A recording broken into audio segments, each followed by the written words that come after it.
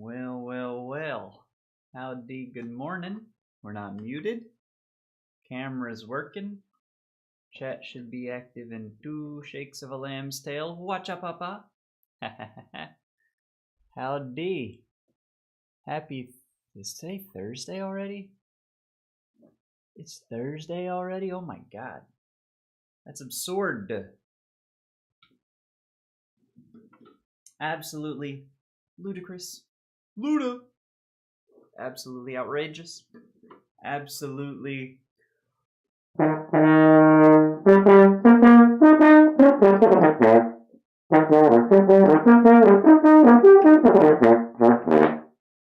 Absolutely that.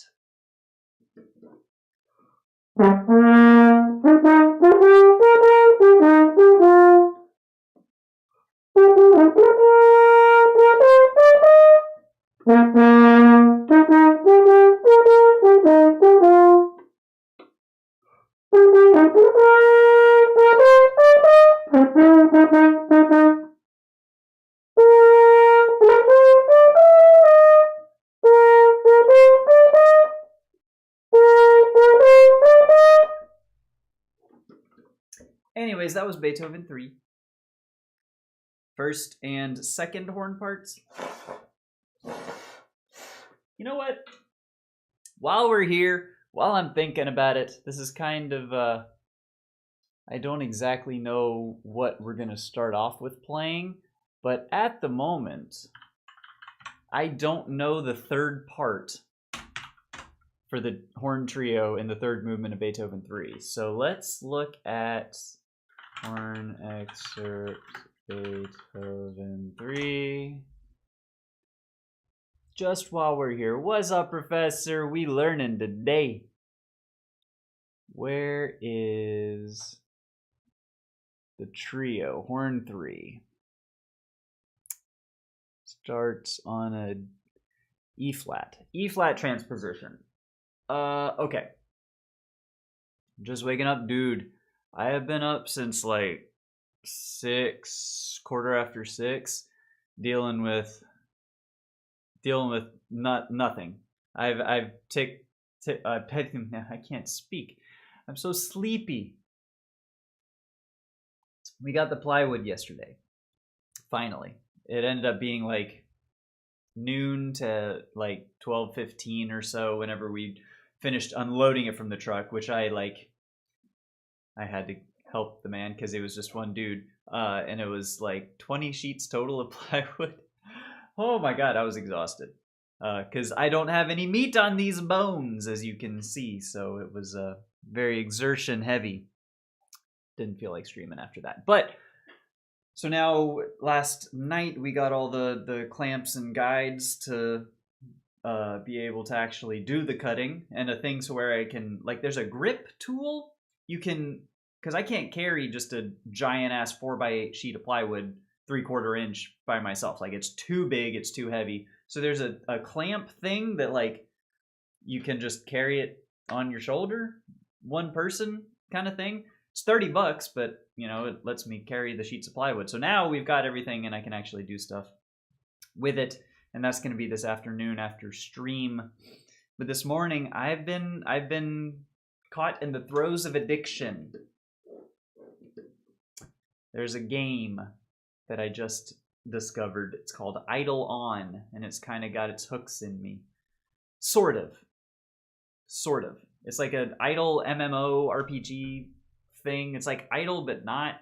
Like, it can be, but it doesn't have to be. And there's so many goddamn systems going at once. There's a cookie clicker, there's a gacha, there's like brewing and smithing and mining and fishing and bug catching and chopping and fighting and combat. And it's like, it's weird. It's like a linear 2D, like RuneScape almost, but not. And I don't know. It might be too much all at once. Like, I'm barely into World 2, and there's like 10 different systems all on the go at once, and I can't keep track of them. So I don't know. It's fun, and that was my morning. I meant to do some things, but that was my morning. So anyways, we're gonna learn the third horn right here real quick for Beethoven 3. So it's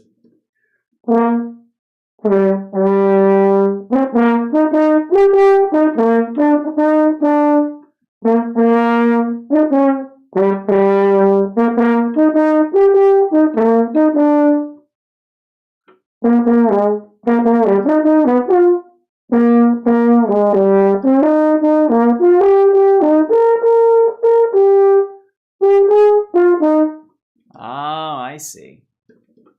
It adds a little flavor. You know what? I've said the third horn for this trio is the redheaded stepchild of them, but it adds a little sauce.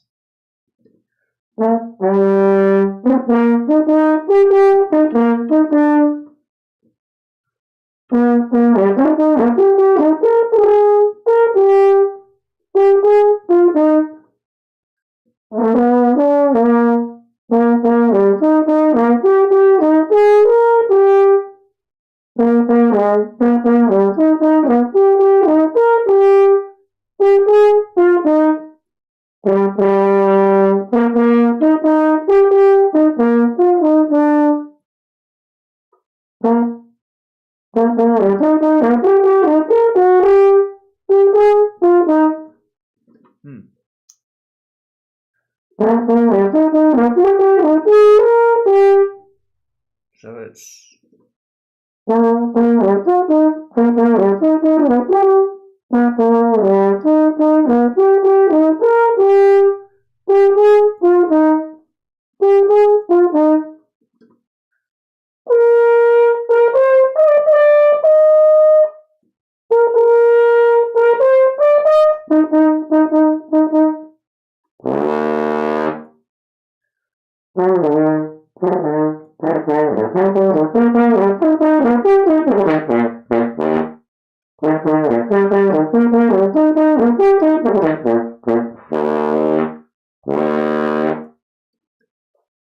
I tell you what, though, even just noodling around on Beethoven, I feel really good about the fluidity and connectedness of my registers. It's kind of been the past couple of days that I've taken off and haven't been able to share them with you guys. I missed y'all. Wonderful things have been happening. I've been playing. I feel like I've been playing pretty well. Coming back from vacation and being able to rededicate myself with a horn, not just on the mouthpiece, which was, it was good for what it was, but as a long-term thing, new. But with the horn now, it feels like things are working a lot better than typical, which is crazy. Like I was playing yesterday in the afternoon. I was doing Mahler 3 excerpt.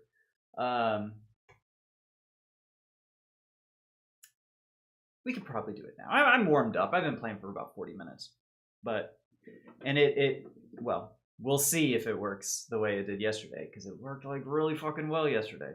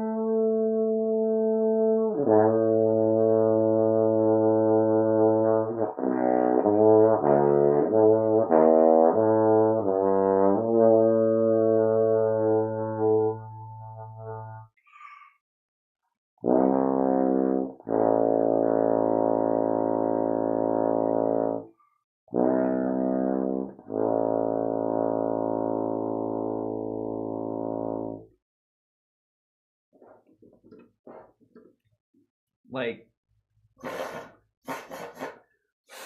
not gonna say that was perfect, because it wasn't. There's definitely stuff to clean up. The intonation for one, the tempo probably for two, the very last low notes for three. probably a little bit wide on my loud dynamics in the beginning, and I forgot the fingering. So there's 5 things to clean up just right off the bat. But what really worked was the range, like being able to play loud and up top and come down and decrescendo all the way down to a pianissimo, go low and connected and all within the same phrase. That has not been something that I've been particularly good at. And all is working right now. I don't know, man. It's fucking crazy. It feels so good to play. It's got me wanting to look at some other things that maybe were a little out of my out of my range, out of my skill level. I don't know. Let's see. I do want to do lip trills. I do want to do... You know what I haven't done in a minute, actually? We haven't done proper flexies. I have been neglecting my Freudis book. I sure have. The Schmore flexies. I've done the tubas and the harps. Ooh.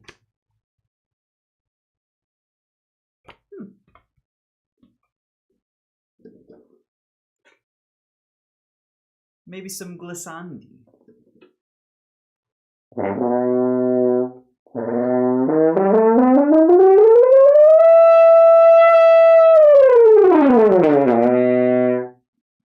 That one's supposed to go to a C.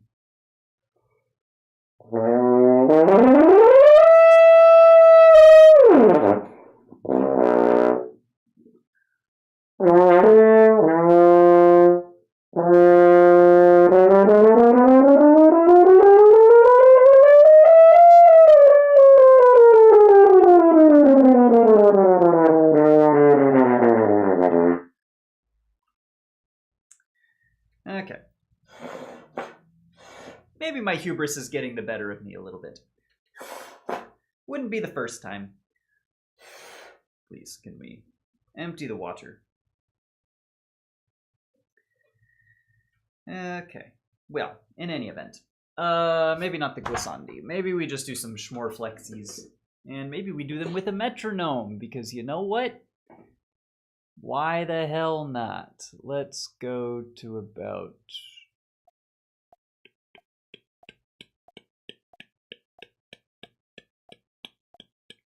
about 92. Seems like a good tempo.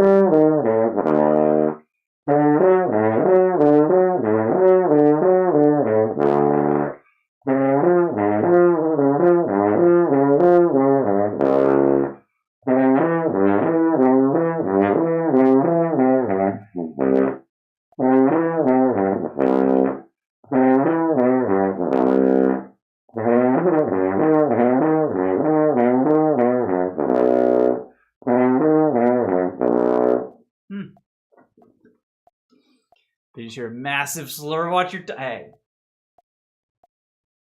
We slur tastefully and musically in this channel.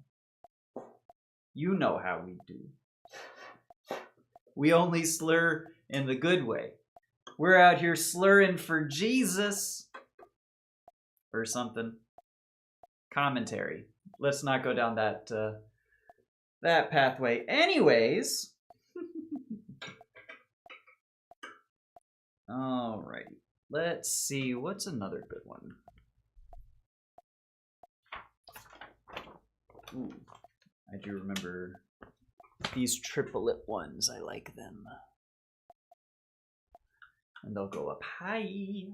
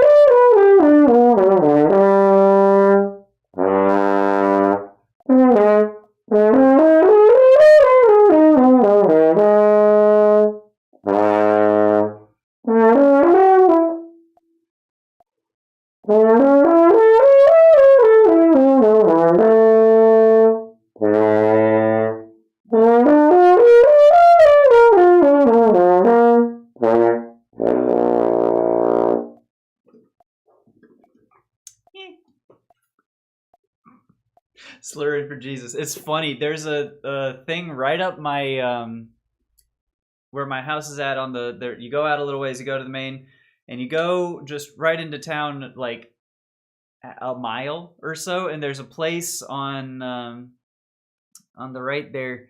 It's called Junking for Jesus, and I think it's like a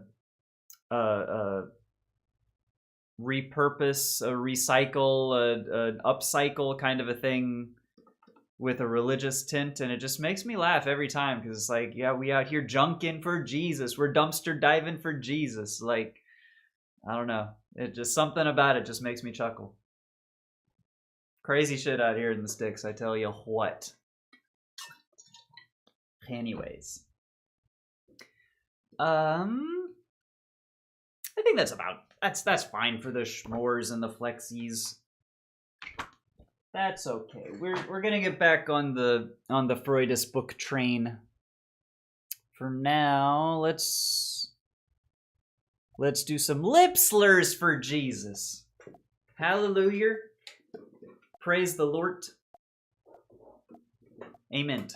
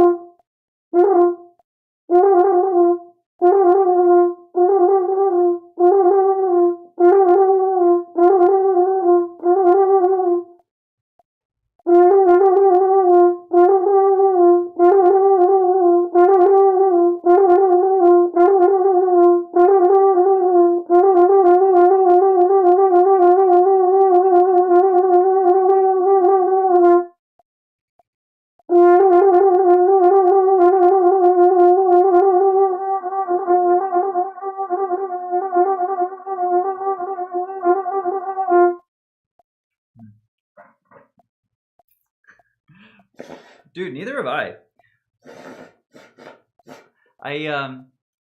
Long time ago, an ex of mine or her family, they would go dumpster diving around, you know, one of the big cities around here.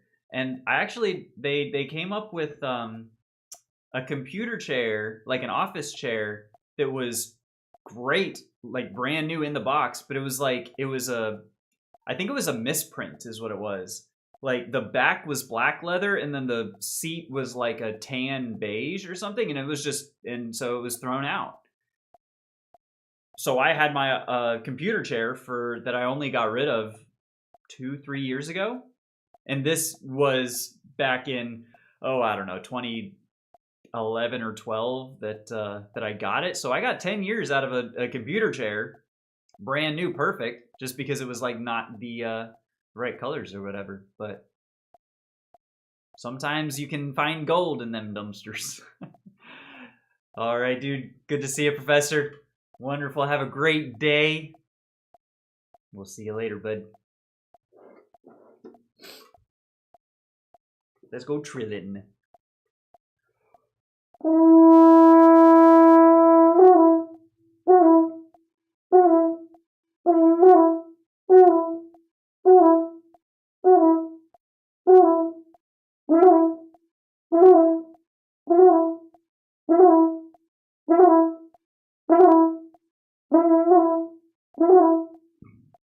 Excuse me.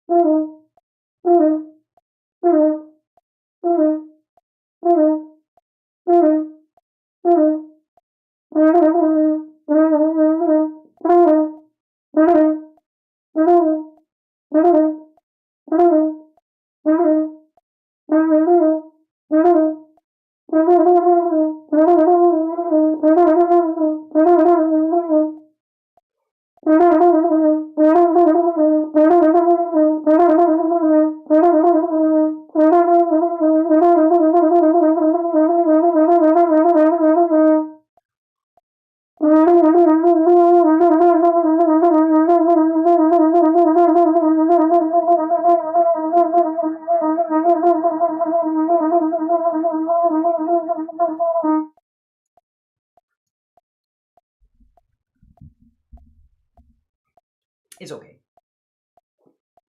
That's why we're working on it.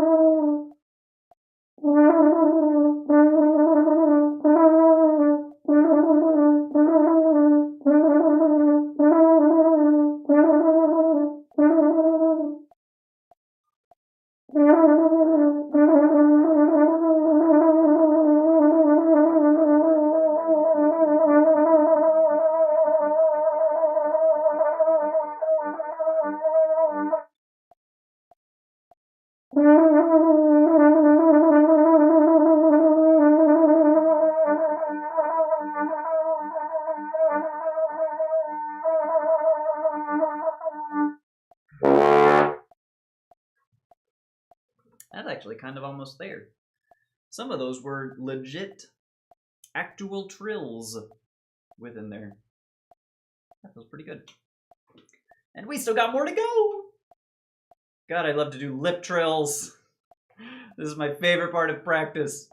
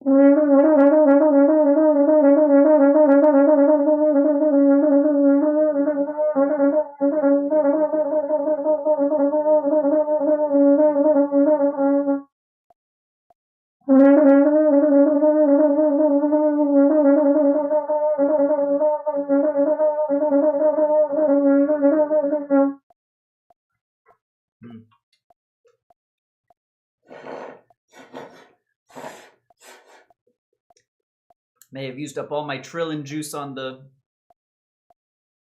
previous one.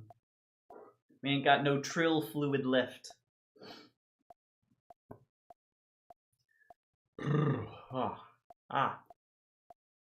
That is also very taxing on the corners.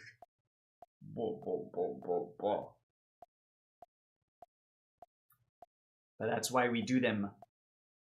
And I will say, so my whole ethos for what I do in lip trills, and this is exactly stalling so that I can recover a little bit, but the entire purpose of why I do lip trills and the way that I do them and try to do them every single day is because of this right here. At least 5 minutes of trills every day in a year will make you improve a lot. Straight from the goat's mouth herself, Freudis. And that's kind of what I'm going for. Is I think I've been doing trill exercises basically since the first of the year, in some form or another. Most days, you know. And so this is kind of me putting that to the test. Is starting basically from zero at the start of this year. Once January 1, 2027 hits around. Rolls around, we're going to see just how much of a trill we've got. I mean, we basically got a trill, 6 months later, 5 months later from 1-1. Yo, Mdor, good to see you, my friend. Hope you're doing well. Hope you're doing okay, buddy. It's wonderful to see you.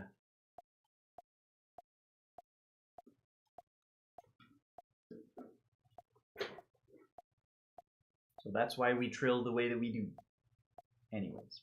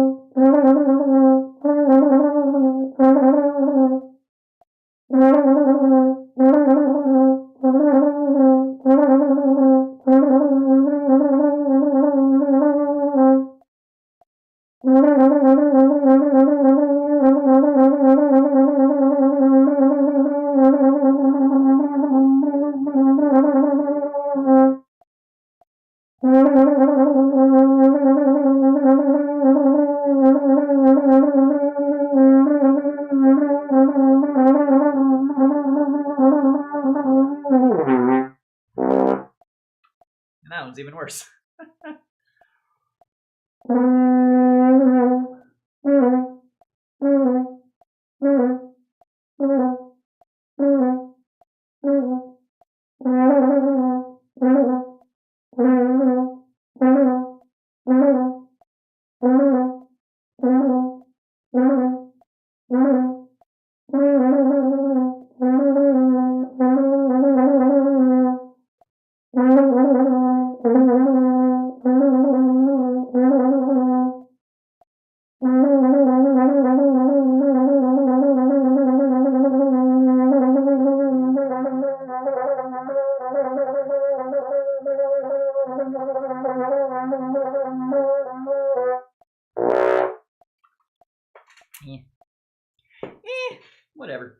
All right.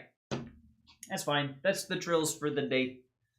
What do we want to work on?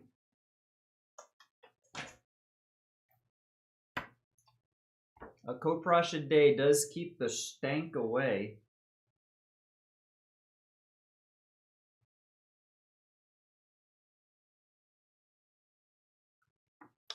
I wonder if we can do number 18. I remember one of the highlights of my collegiate career the first time was number 18 of coprosh. I had been working on it. That was the one assigned to me that week or so. You know, you do one a week, and then when professor says that it's good enough, you move on to the next one. So I had gotten up to number 18. We had a master class that week, and I played this and basically nailed it. That's the whole story.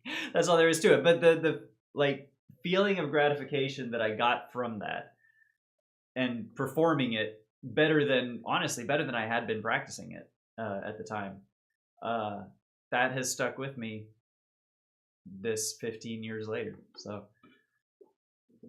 let's try it. It's not going to be nearly as good. It's a tough one.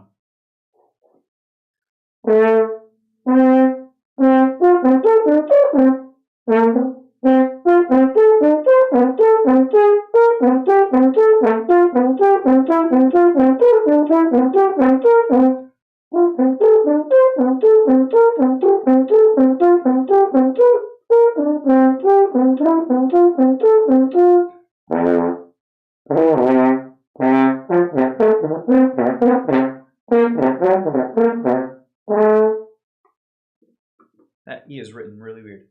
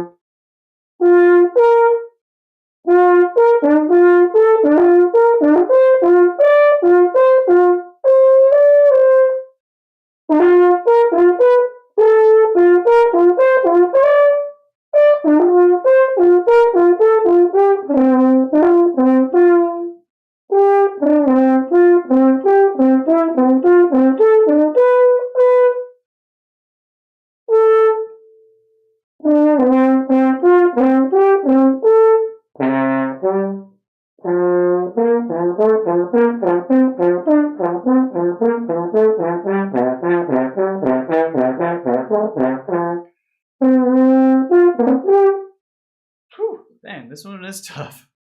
Tougher than I remember. Holy cow. I played this in college.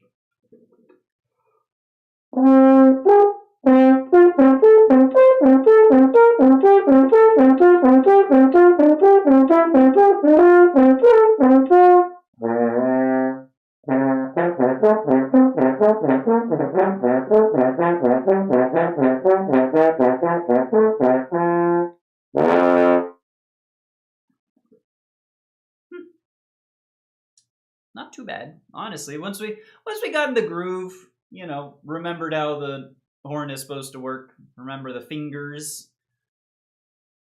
It's actually not too bad. It's tough. The dynamics there are very difficult because it's once forte and once piano is the cadence, how it's supposed to be done. And I didn't really do that. Oh, excuse me, very well. But not the worst thing, and we'll come back to that. You know, we'll do more coprosh before too long, but it just gets boring because it's at least the ones that I have worked on are mostly like that. It's up and down scales in various ways. There are some that get more melodic and fun as you go along. I think 25 might be the first one. No, that's not true. I was going to say 25 might be the first one in a different key, but it looks like 2019 is in a different key. 12 is in a different... Okay, so never mind. I just don't know what I'm talking about is the whole thing. Bridge, yo, what's up, JL? What's going on? Bridge, huh? We talking bridge? Like cards? Like transportation and infrastructure? Like yoga pose? Like other bridges. Jeff?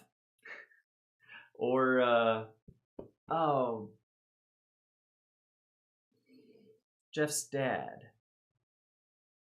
Oh, you didn't say bridge. Oh, I just see bridge on the thing. Oh yeah, it's because it's translate. That's stupid. Auto translated. Huh. That's really stupid and weird that it's done that. I might have to mess with settings because I don't think I want it to do that. Yeah, I see brother in the when I mouse over it. That's really weird. Can I do no? Chat settings? Community moderation. Maybe that'll open up some settings to where I can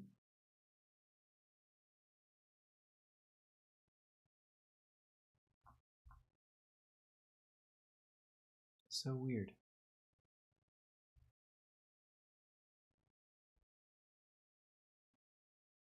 Okay, I'm not finding it immediately, so I'm just going to not my bad. Yeah, no, I get you. It's just weird that it would translate that into bridge from something automatically when I don't want it to like auto translate. I don't like the automatic like dubbing or however it does auto like translation stuff and thumbnails and like spoken word, whatever, however it does. I want to turn that shit off. So it looks like there's another layer for me to turn off, if possible. Probably isn't, but freaking YouTube, man, I swear to God. All right, let's see. I have a Kling open in front of me, and I don't know how well it's going to go, so let's try.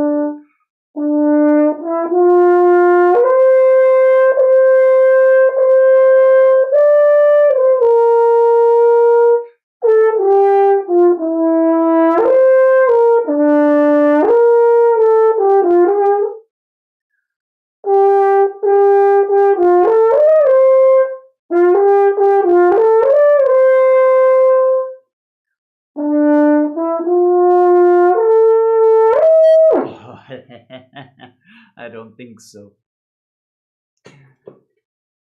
Yo, I'm here, I'm queer, and I'm chair. Welcome. Good to see you again, my friend. What's going on? Like, why would I just say that's what I was trying to figure out. I didn't know what bridge we were referring to. Dude, this freaking etude just has a C out of nowhere and it's hurts my mouth.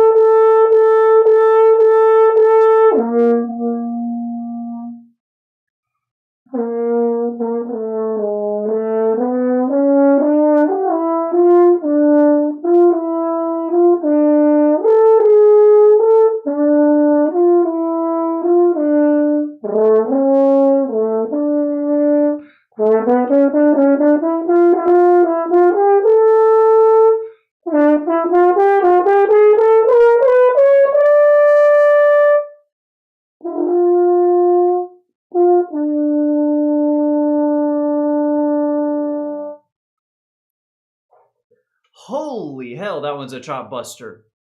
My goodness. Oh my goodness gracious. I am doing great, Abzen. Hope you are doing well. And Vex, great to see you again. How y'all doing? Whew.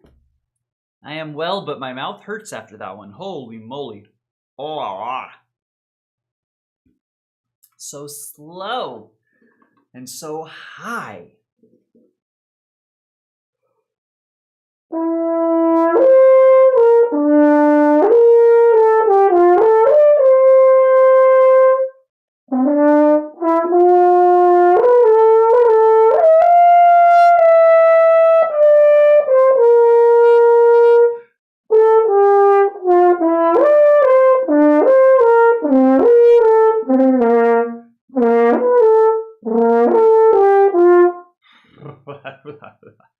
Yeah, that's about as much of that as I want to do. Ow. Oh, tired as fuck and hungry as hell. It's almost 4 in the morning. You sure do need to go to sleep. My goodness. I always forget about the time difference every time I see you. It's like, oh yeah, what's up, dude? Now you're here. Now we can party. Except the party's already been happening.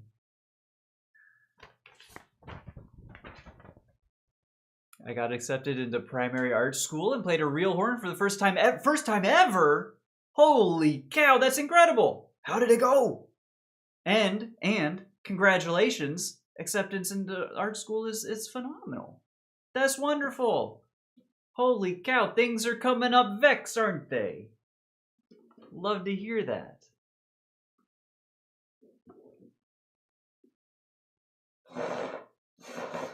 I bet you it's different from the you made the DIY horn, right?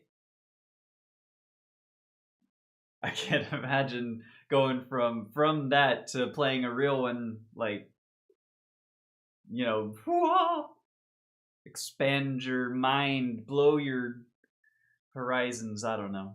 Expand your horizons, blow your mind. Words aren't my forte. That's why I toot on the horn. Anyways. Write a song called Bridge with a bridge in it, and you can say that's the bridge of bridge. Ooh, that's true. That's true. And that is another term or a definition of bridge that I could not think of. I like that. Started listening to MF Doom. I am not familiar with MF Doom. I could play a simple song in a full C major scale with the teacher's guide. Dude, for your first day? Holy moly. Sorry, I don't mean to say dude over and over again. That's just my colloquial expression of like, holy moly, holy camel, holy cow. You know, it's a reflex. I don't mean to. But that's awesome. That for a first day on a horn, there's nothing wrong with that. Not at all. Is it, are you going to be able to keep playing with it, or was it like a one-time thing? Are you going to be able to like keep playing with it? I think that's exactly what I said. I'm sleepy. As a rapper, okay, all right. I might have to look him up next time I'm feeling in a hip hoppy kind of mood. Hip hop to hip to the hip to hip hop. You don't stop. Rock it to the bang bang boogie. Set up jump the boogie to the rhythm and the boogie the beat. You know what I'm talking about? Now what you hear is not a test. I'm rapping to the beat. And me, the crew, and my friends, we're going to try to move your feet. Now, I am Wonder Mike, and I'd like to say hello. Something, I forget the rest. Yo, what should I do next? Dude, I'm sorry to hear that. I hope you feel better. Thank you for stopping by. Hope you have a good rest of your day and feel better, my friend. Frank Zappa, I have not heard much by. I think I have missed much Frank Zappa. Is he the one? He's got the mustache, right? He's like legendary mustache. Or am I thinking of a different Frank Zappa? That was a boner killer? Maybe to you. I ain't trying to. I'm not catering to you, my friend. Oh, anyways. Oh, that was a good one. I don't know if y'all caught that, but like, oh, that was most of them. That felt really good. Can I request a theme? You can request. I may or may not do it. Depends on what I know and what I plan to practice. But you can absolutely request. Yes, dude with the mustache. I know a thing or two. I'll be attending the school for a lesson once a week, and the teacher let me borrow a real one over the summer holiday. Yo, that's awesome! Congratulations, that's freaking cool. We're like twinsies. we're twins in horn. I love that. I will say, if you're gonna request something, I'm gonna play the tuba concerto first, just as a mouth reset. That etude was very high, and I like to. I'm gonna play something low to counterbalance. I'm gonna go to sleep low key, going mental. Have a good sleep, my friend. Wonderful to see you. We'll see you later. Raiders March, the Indiana Jones theme. So I don't know that one off the top of my head. Let's see. Raiders March, Indiana Jones.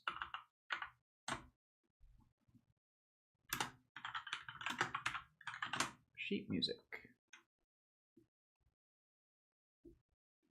Let's see.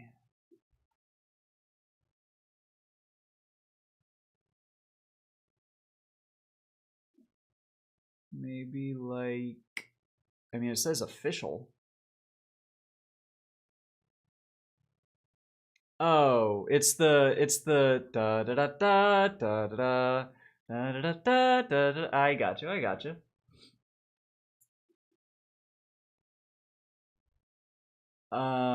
It's I think it'll be a natural horn though. Ooh, but that's fun. So wait, so you played?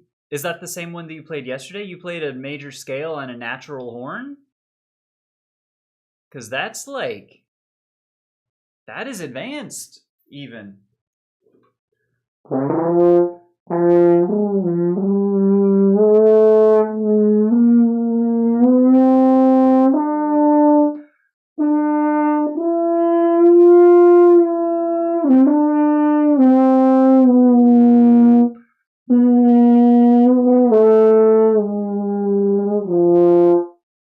Like, that was all with my right hand, just closing and opening. That's difficult.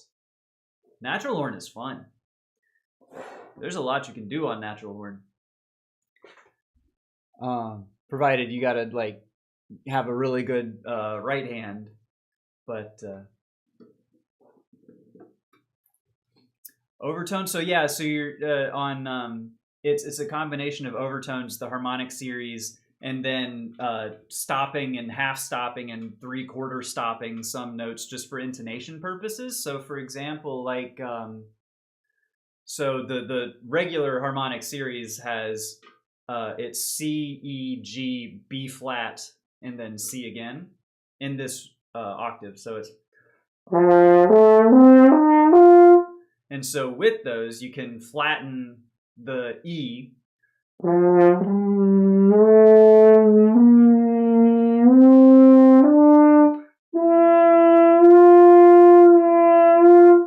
You know, etc., etc. And it's all just right hand stuff that I'm not very good at. There's a piece actually, and I've talked about this before. It's Villanelle by Paul Dukas, and the whole first page, not the first page. I'd have to brush up on my French, but it's at least up to here is done très moderne without valves. So it's all natural horn, and it's pretty fun. It's difficult, but we might visit that one. Yesterday I played on a regular double horn in F, but I think the one I'll be getting is natural horn without valves. Okay, I gotcha. That's really cool though. That is like really cool. I've never actually played an actual natural horn. I've only ever done, you know, the harmonic series and natural horn exercises on a valved horn. But yeah, that's really awesome. I've been thinking about getting one, honestly, but with everything else, it's hard to justify the purchase. Maybe one day.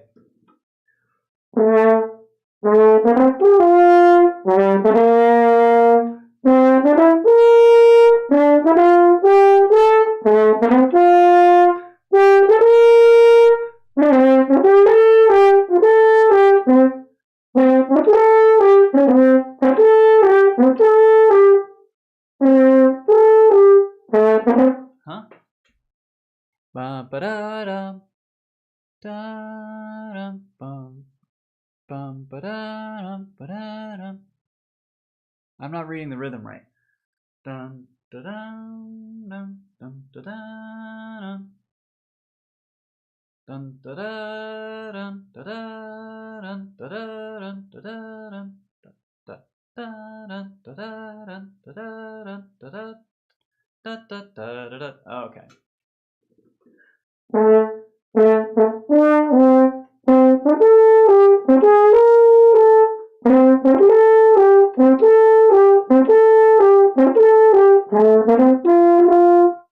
There you go. There it is. Something like it's like a Baroque horn. Yes, yeah. As a matter of fact, if you look at some Beethoven, I was playing a Beethoven 3 for my girlfriend while we ate dinner one time, and they played on natural horns, just with the E flat crook, as one would have done in the time of Beethoven, and it was really cool. You know, you can just do it. It turns out, for those, you know, for that era of music written for such horns, you can do that. Yes, Vex, all the best in your journey. If you have any, if there's anything I can help with, I recently, within the past year, I would consider myself as having been a beginner as well. So I'm certainly happy to help. If I can help steer you in a direction or something, happy to do it.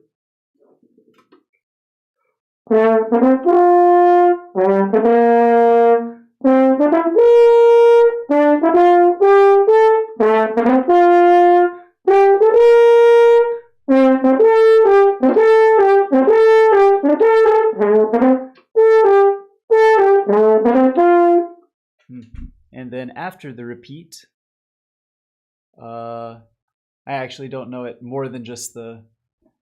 So I think we're going to stop there. But that's fun. That is a good one. All right. I got to play this tuba concerto because my mouth is on fire. It's not really true. I just love this piece.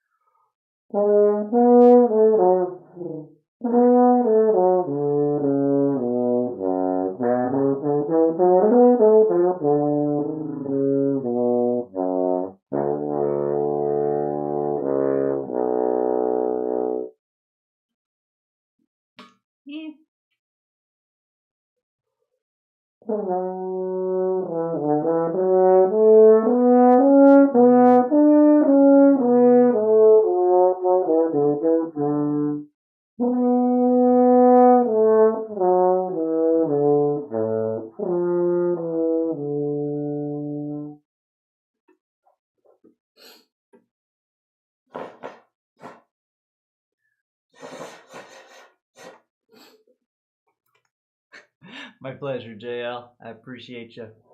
That was a good request.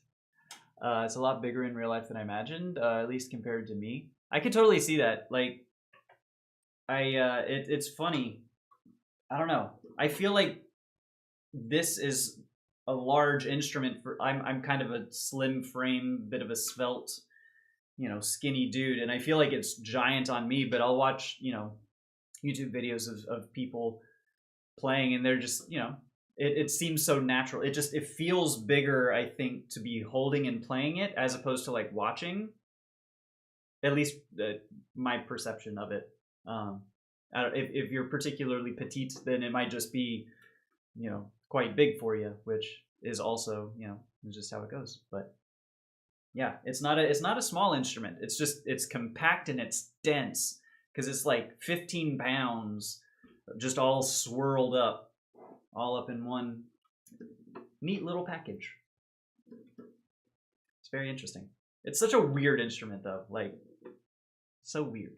I don't know. In so many ways. Let me name you the ways.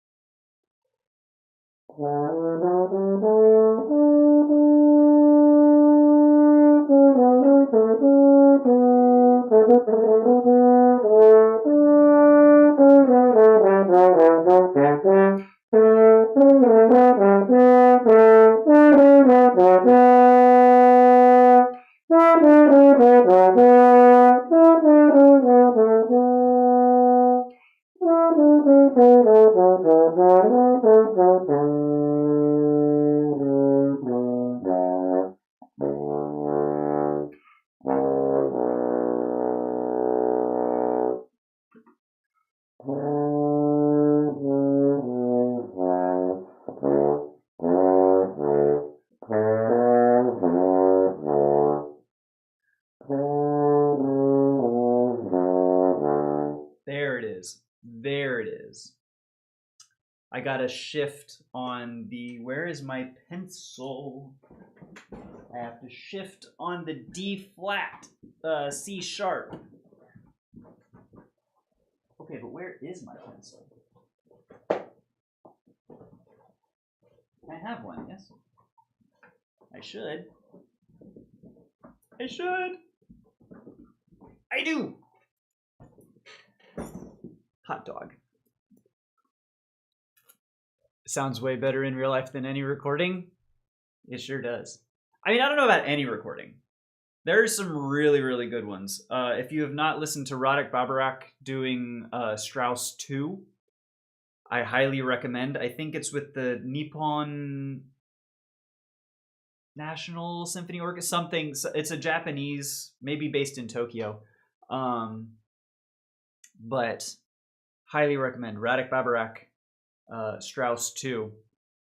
That's as good of a recording of most anything as I've ever heard. I'm very biased because he's probably up there on my Mount Rushmore. I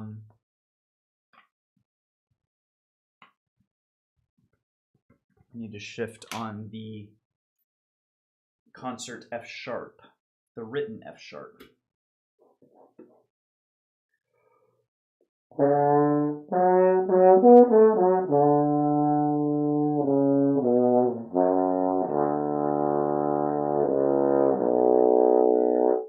That felt so much better.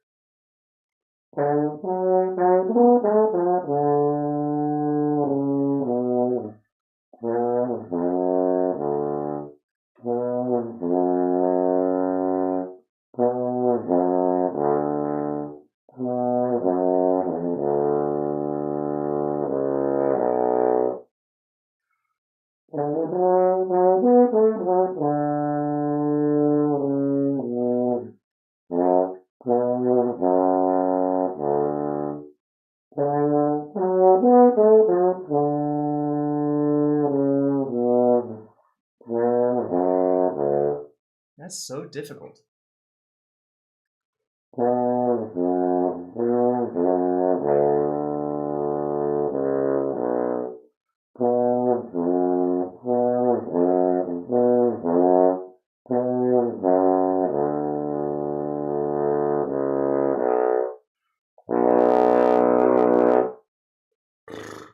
Huh.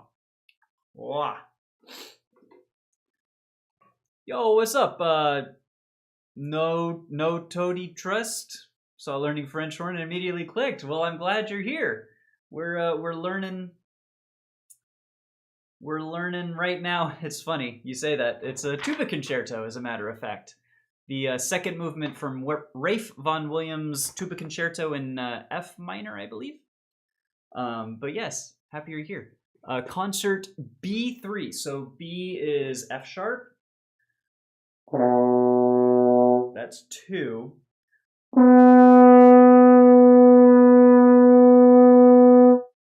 So that's a B3.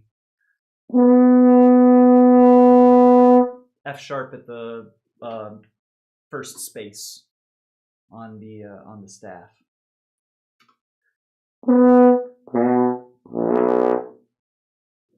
Just a flex on them, you know.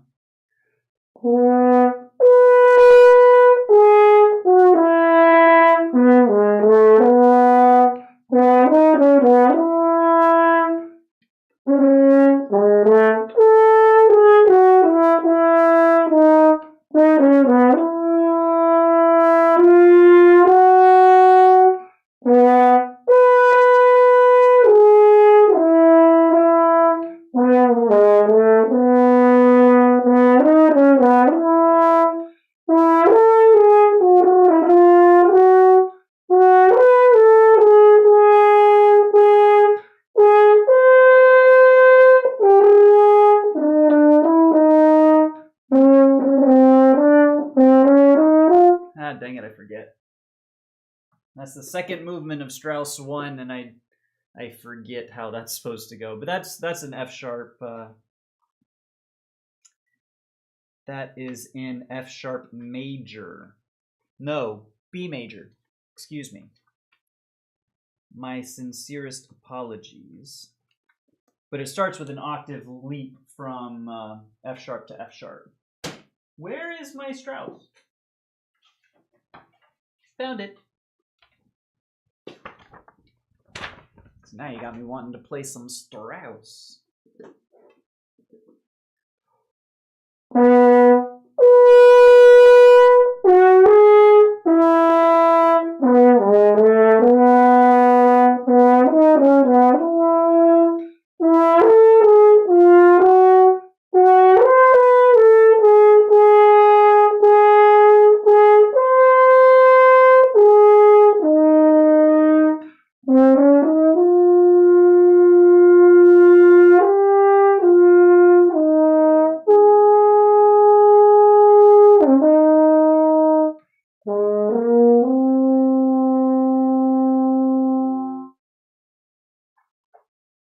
Just a gorgeous, absolutely phenomenal concerto.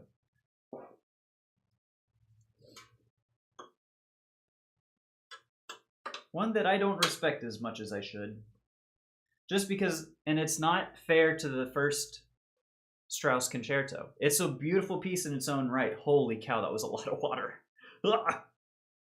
But when you compare Strauss 1 to Strauss 2, there is no comparison. Strauss 2 is so much, I think, better, more interesting, more mature of a composition. And it stands to reason. I think he wrote the second concerto like 20 or 30 years after he wrote the first. Obviously, it's going to be, you know, a much more mature composition, but Strauss 1 is the standard, so we play Strauss 1. Blah.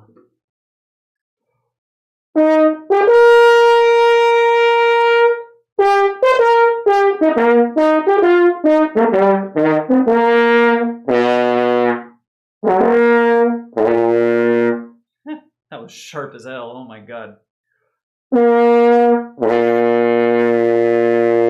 Still sharp.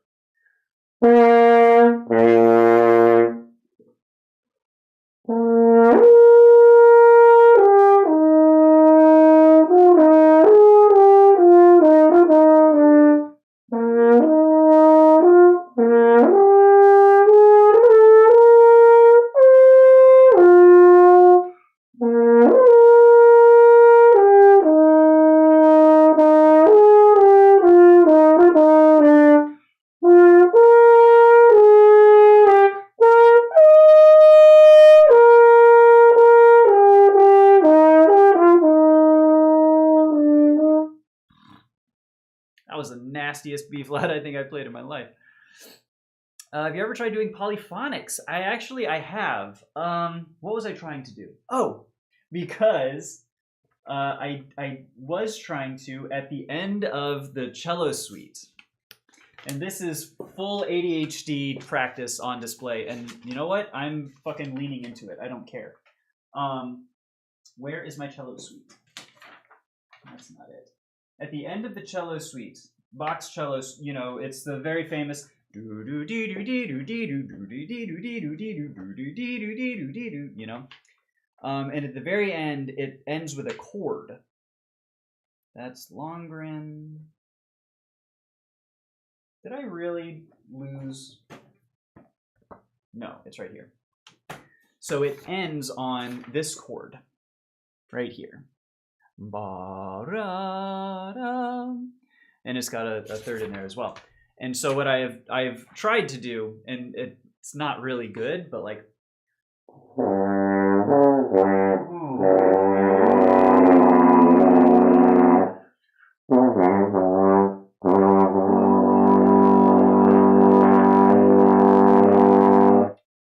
I don't know if that comes across very well on the but it's easier to do down low because up high the partials get very, very close together. I don't know if I've tried to do it on the upper one.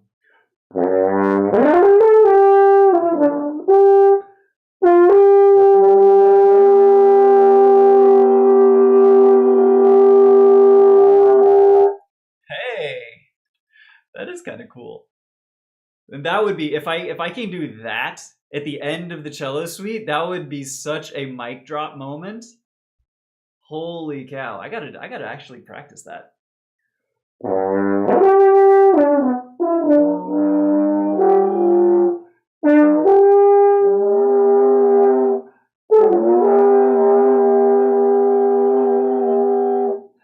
Ew. Okay, that's nasty. That's gross. Let's not do that.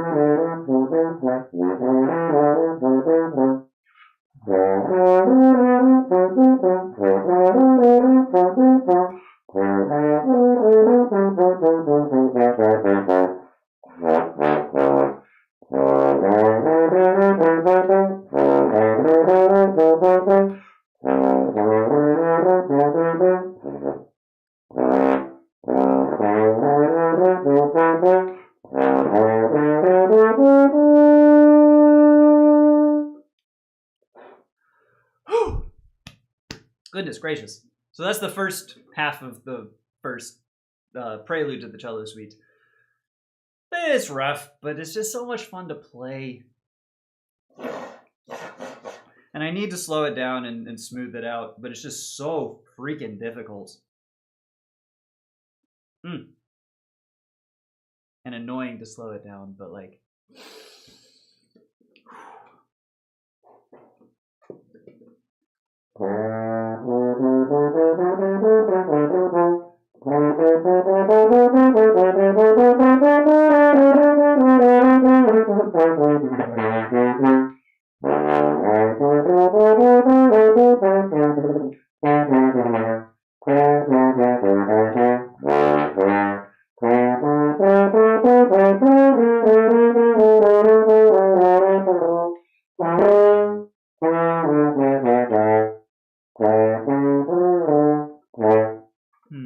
Yeah, I don't know that.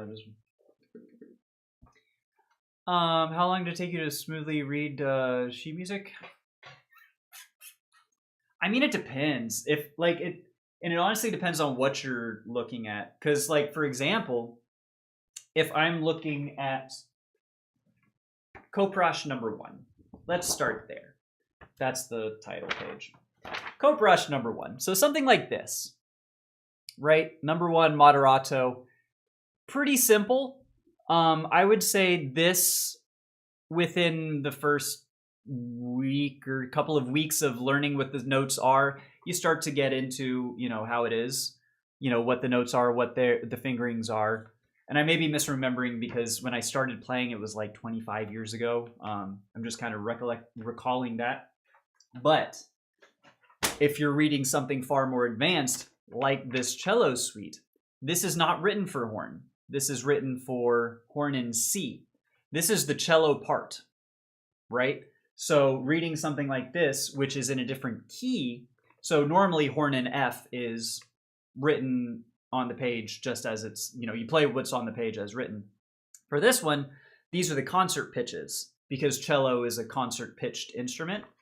So you have to transpose this. Not only transpose, it's also in bass clef. So as a horn player, you are typically expected to know treble and bass clef. And then furthermore, this is a transposed bass clef part. So it's not, my bass clef reading is still very, very, very bad. I'm not good at it.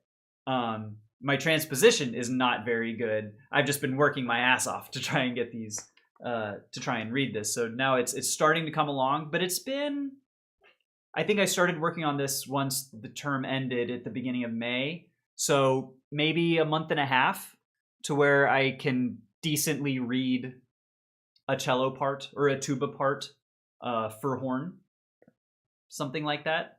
But really, you just read more.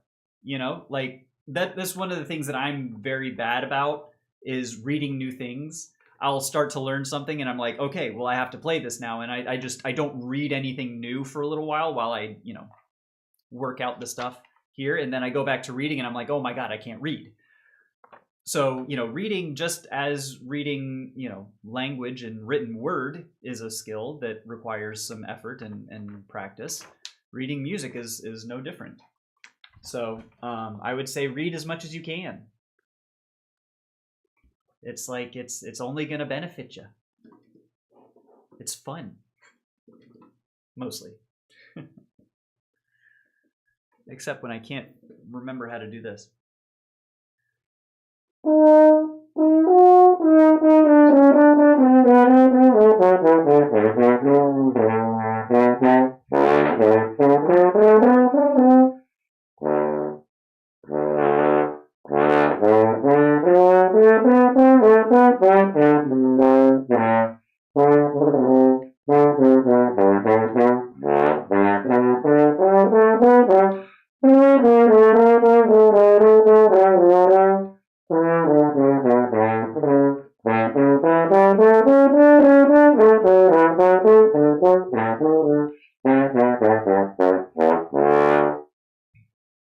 Excuse me.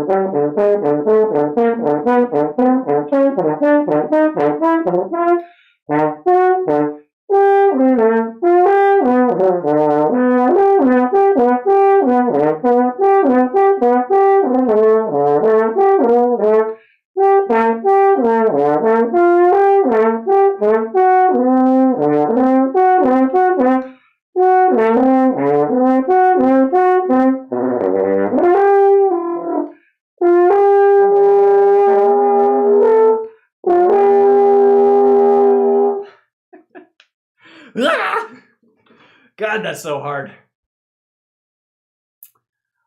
Do you have like two different understandings of the fingerings, one for concert pitch and one in F, or do you only remember F fingerings and transpose from it? Huh. I'm not sure. Honest, because I'm still kind of like figuring out my way as well.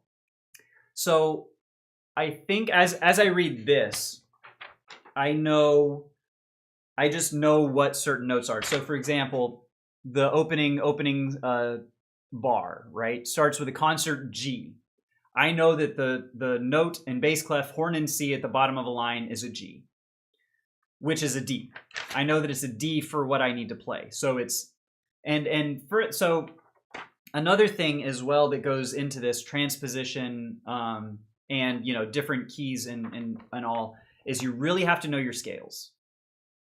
Because I know that this is in D major for most of it, and it goes up and down the D major scale. So like if I see the B at the top of the staff on bass clef, I know that that's an F sharp. I know that the Fs are sharp, which is a C sharp. So it's all in the key of D for me. So it's kind of knowing that it's in D. What are the tonic notes? And what are the scale degrees in between? And you can kind of piece it together from there. Is something like this that goes largely up and down, along the scale. You can kind of figure it out that way. If I was to read this horn in F as opposed to horn in C, it would take me a long time, I think. Because I'm so used to reading it horn in C and as that is versus just regular straight bass clef. I don't know. I think I do the F fingerings and transpose from it out of the two. I don't remember horn in C, this G is played this way versus horn in F, this G is played this way. I know it as this G is concert pitch. For me, it's a D. I know how to play a D. If I'm understanding you correctly, I think that's how I do it. Yeah. Yes. And, knowing your scales and being able to go up and down, knowing that this is in D major, going up and down D major, that's certainly, that's a skill to work on and to be very good at. I do my scales as part of my first warm-ups of the day. I do all majors. And I'll do a flavor of minors, usually natural minors, but sometimes I'll do harmonics if I'm feeling particularly spicy. And I've been starting to do the past few mornings. I've been doing them. Usually, I do them legato. I don't do articulations. I just go about trying to do the fingerings, get them working first thing in the morning, and the embouchure and air and everything. I've been doing them articulated and kind of with some tempo. Not really like speed running my scales, but I like to see how fast I can get through them accurately. It's a fun little challenge to shake things up. Technically, it's different fingerings. For example, euphonium in B-flat treble has different fingerings than bass clef in concert. That very well may be true. I'm not necessarily talking about, you know, what euphonium fingerings are doing. I'm saying for this piece here, it's horn in C. And so what I do is I'm reading the notes on there. It says a G. I know a concert G for horn is D, which I play D, which is the horn D. So I'm, you know, I don't know how that transfers into different brass instruments, different anythings. We're just talking about horn, and how that works. When I play trumpet and think about notes and fingerings, I sometimes get confused for a bit because a B is valve 2, but a concert B is 1, 2, 3. Yes. Yes. It's a C sharp on trumpet. Yeah, that's true. That's true. And so, like, for example, the only time I really come across that, I think, is these transposed pieces, which I think you're just going to have to, you know, figure out which way works for you. For my brain, it's, I see this concert pitch and I know what the relative is for it, and then I can go off of there. And it might work easier a different way for you.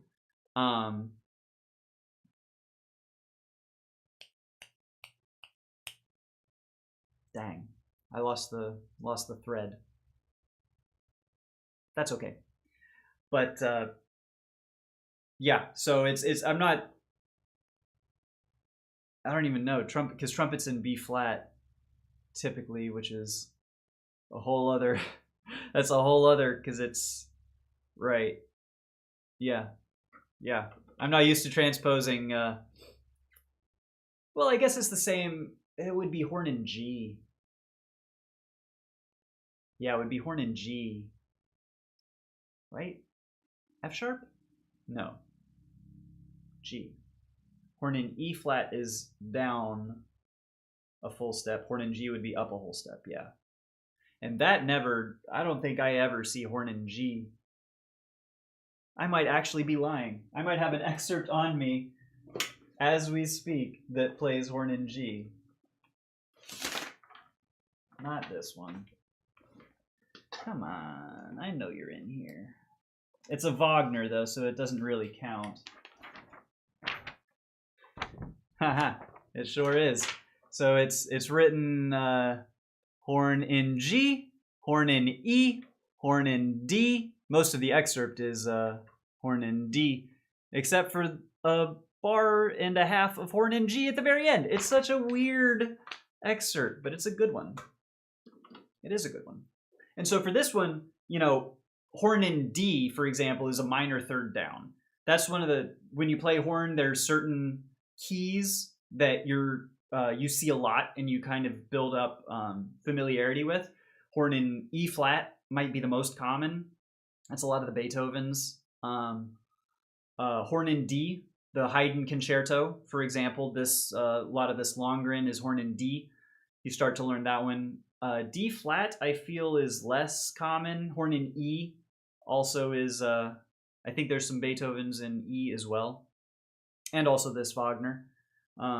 So there's certain keys that you, horn in F sharp, horn in G sharp, horn in A, you know, those are all technically possible. Horn in, you know, B basso, C alto, like there's a whole, there's so many different keys that you could theoretically transpose to, but just never really like have a practical application for doing so. But this one's fucked up because it's got them all over the place.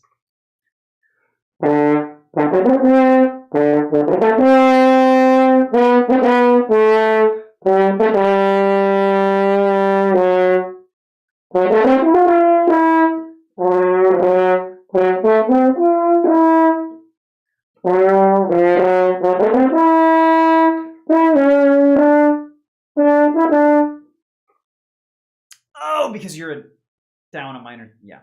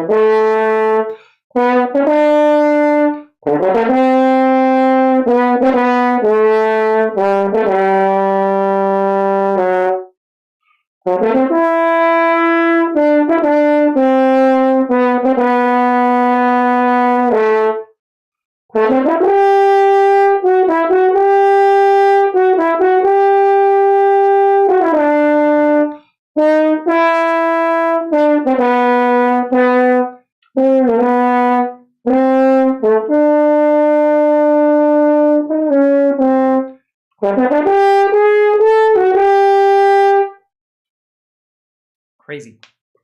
And it's wild because it's written just the exact same. In G, it's written just as an arpeggio, right? Because it starts on a D, it's D major, and it goes to up to D there. But this one, written in D, is completely different because it starts on an A, and it goes up to a G on the staff. It's like, fucking Wagner, man. What were they thinking?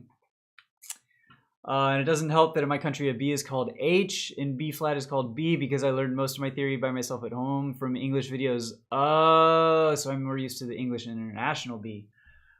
Oh, that's interesting. I do see H's a lot. And actually, to be honest, I have been meaning to look up what exactly that means because I forget. It's been a while. But I do, that does make it, that is another layer. That is another layer upon which you kind of have to unravel. Don't insult me, turtle. What the fuck, man? That's not nice. That's not nice. I'm actually like a good person. I don't appreciate that. Why don't we just time me out for a little bit? It's not a very good vibe.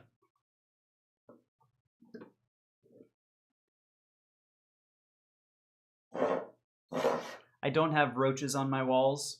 I don't smear my bloody gums. I floss, you know? I'm actually remodeling my house right now, so it's a little messy, but like I'm building my kitchen basically from scratch. So don't compare me to anyone. I'm just me. Fucking weirdo. Okay. Anyways. What were we playing? Ooh, Villanelle. This is the one that has, the intro is supposed to be played without valves. I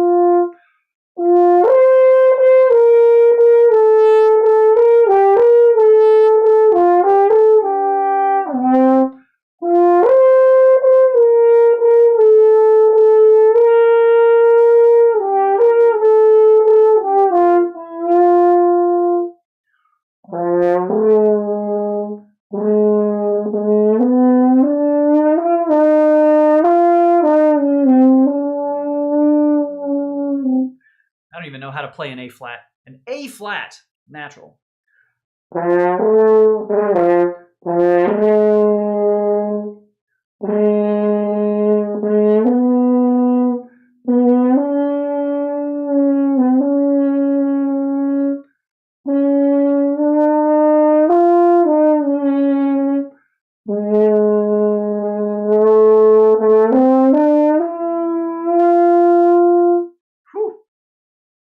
Yeah, I don't remember how to do that. And then you get your valves back when they let you.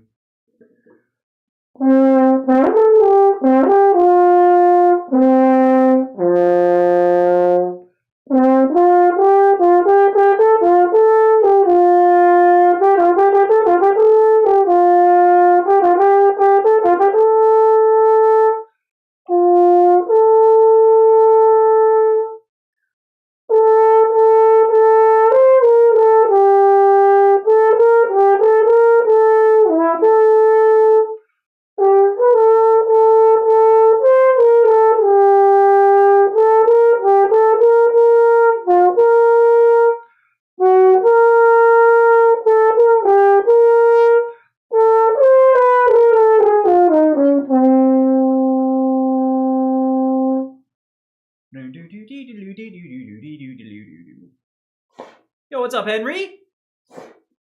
What's going on? Good to see you, my friend. We're going through, it's called Villanelle, because there has been talk of natural horn, and the beginning of this piece is played without valves, and it's difficult. So we're going to move on from that and play the fun stuff. So, hope you're doing well, my friend.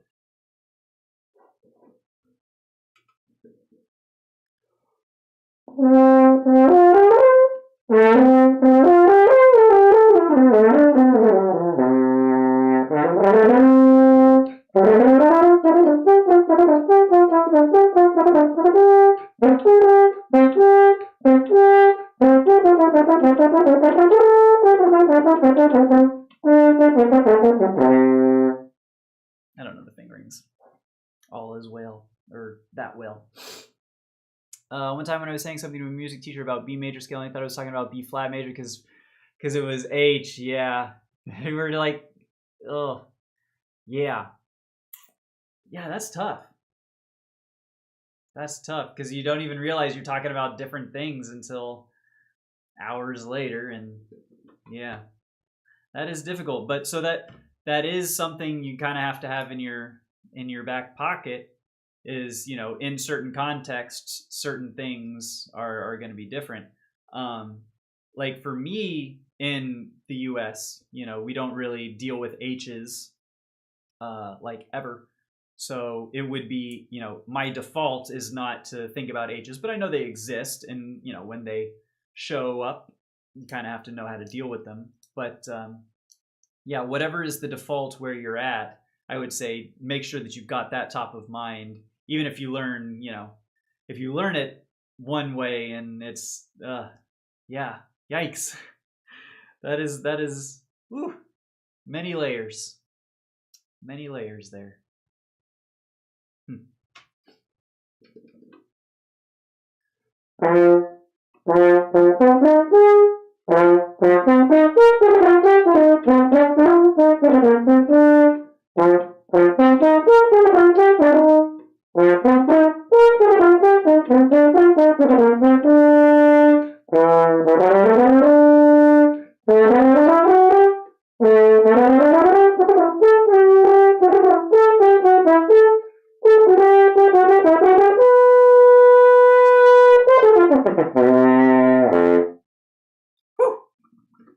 That was kind of hot.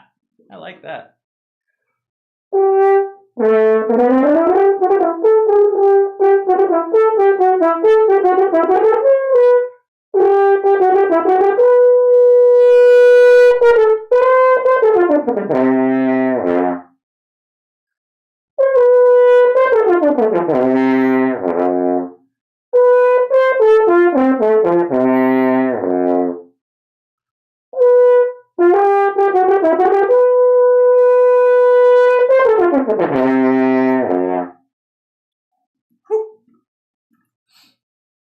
Honestly, don't know why H is even a thing still. It's like only in certain parts of Europe. Yeah, I that is my understanding. That it anytime I have seen it come up, it's been, you know, old European compositions. Definitely nothing like more contemporary than, say, the 20th century. Like, I don't think H's exist in 1900s. You know, romantic and post-romantic sort of Romantic's more 19th century, but you know what I mean. Yeah, and it might just be a relic, you know, of days past, much like Wagner writing horn in G, in D, in E, in A flat, in E, in D, in G, and all. That's only written this way because you used to have to switch out your crooks.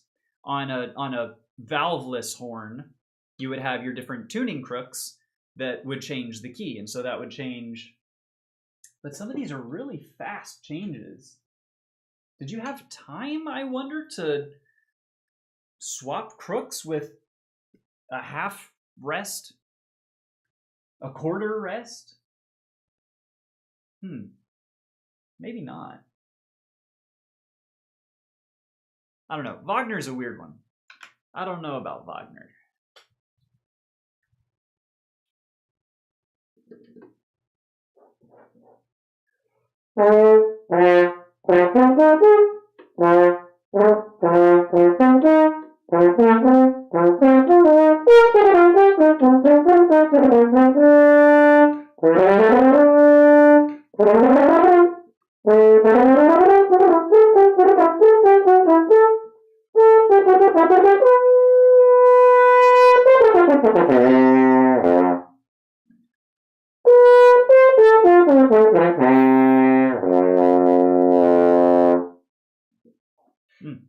I just love this piece so much. I wish I could play it better. But in order to do that, I would have to practice it. You know? And I don't know if I really want to, like, practice it. We talking about practice. You know what I'm saying?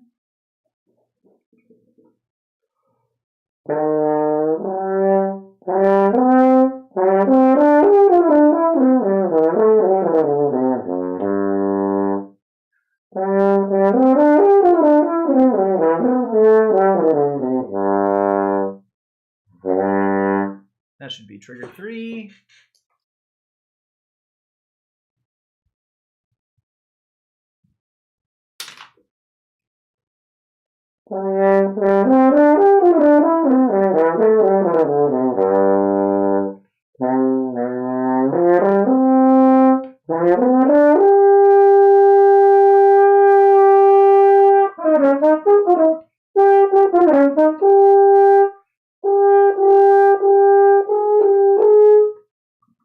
And it even has a mute part.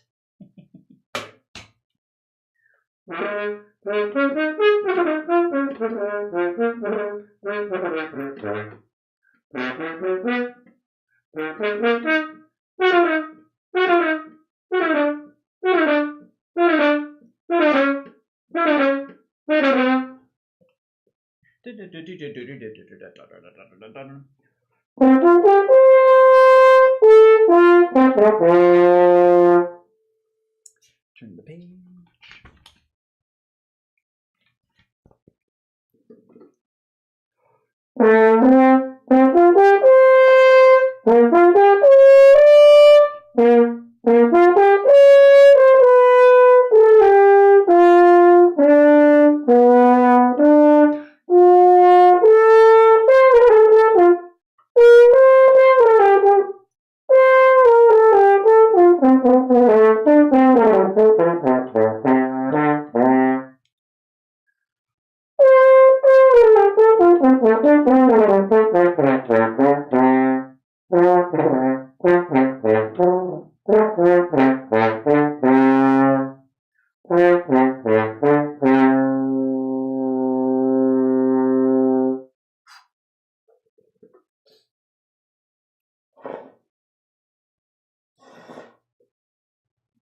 A lot of old trombone parts are written in tenor.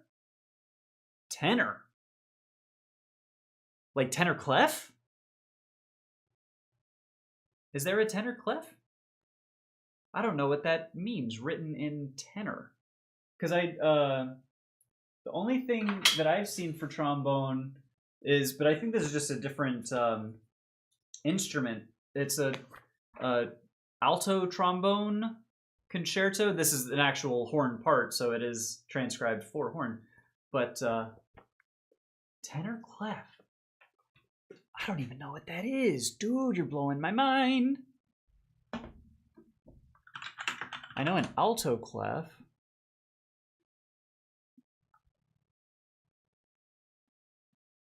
Oh, it's alto clef but raised like a little bit. What? Oh no. Oh no. Oh, I hate that. I hated alto clef when I tried to read alto clef too, but tenor clef is worse because alto clef is bad. Oh, that's awful.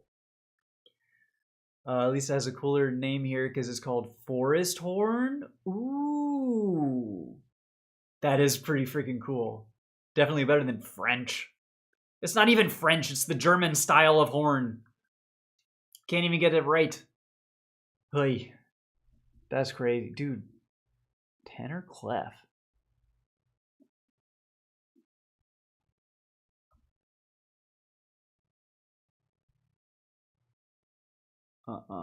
Nope, I hate this.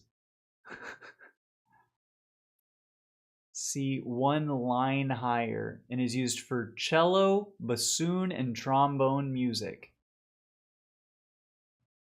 What? That is crazy.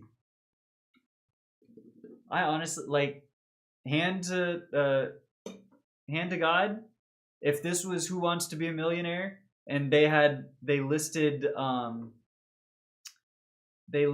4 different clefs: alto, bass, tenor, and something else as clefs, I might have guessed tenor is not a real clef because I know alto is a clef, but I wouldn't have known, I think, that tenor is a real clef. Y'all just taught me something. Appreciate that, Steele.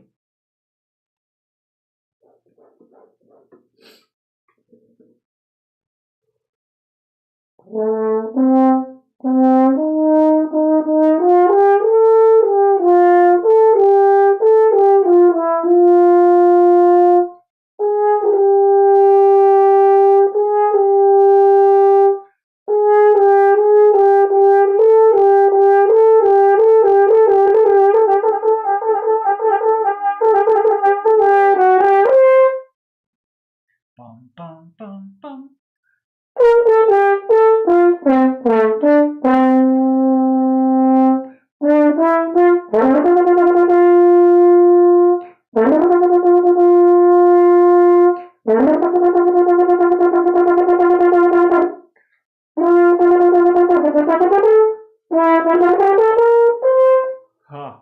I'm not going to be able to get that C. I'm not even going to try. Not even going to try and just blow my chops off. Ow. Because I am fatigued. Should I go play it in an actual forest when they let me borrow it? That's not even a question. It's switch I and should, and then the sentence becomes correct. I should go play it in an actual forest when they let me borrow it. Yes, this is a correct statement. There is no question because that can't be a question. It's automatically like yes. 10 times out of 10. Yeah. Oh yes. Abso-freaking-lutely. Dude, if you I say dude a lot. I apologize. But like if you have the opportunity, hell yes. Why not take advantage? What time is it? 12:47. So I can afford to sort of fatigue myself a little bit. There's this excerpt here from a Granger. It's Granger's Children's March. An excerpt. Rare excerpt for wind band repertoire. And it's a transposed wind band piece. It's quite odd. I've never seen that before. But Granger was weird, to put it lightly. So let's try it.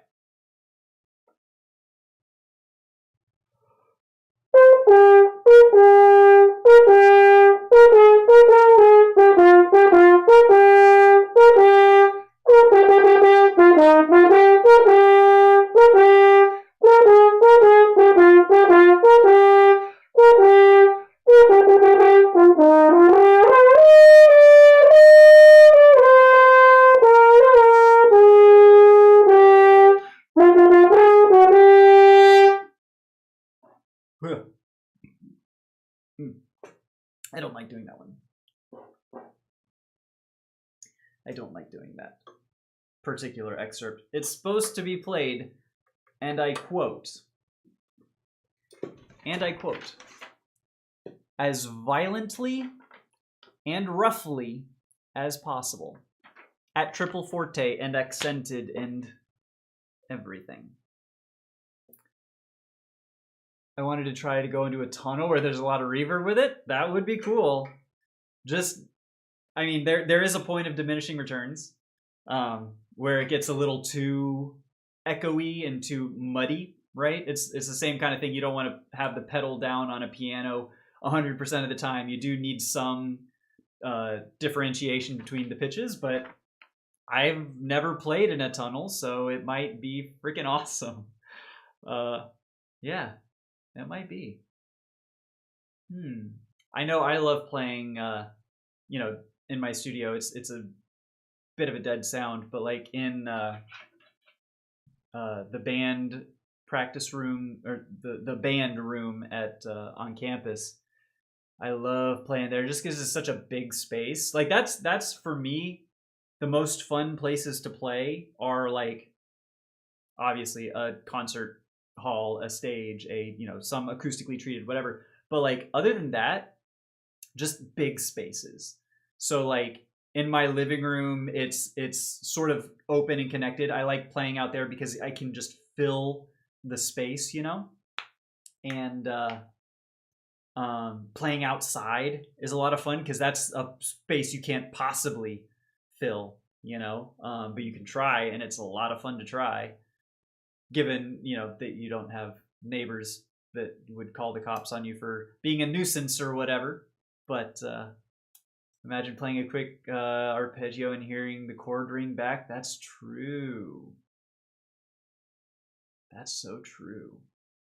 That would be really cool. There's your multiphonics or your polyphonics. You don't even need to put your voice into it. You just gotta like whoosh, just do it and let the reverberations do it for you. You might be onto something. Effort? Effort? I don't know if we got... Oh, that's not effort. I see.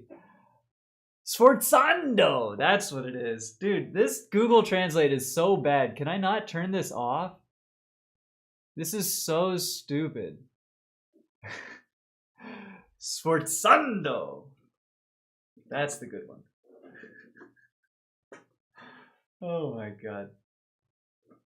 Alright. It is now 12:51. We have 10 minutes left of practice. What to play? What to end on?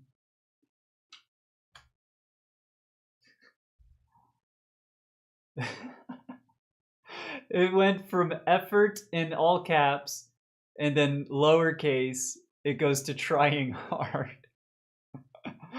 Oh, that's so funny. That's so stupid, but that's so funny. I don't know why. It's like lowercase is not as much effort as it is trying hard. That's absurd. That's absurd.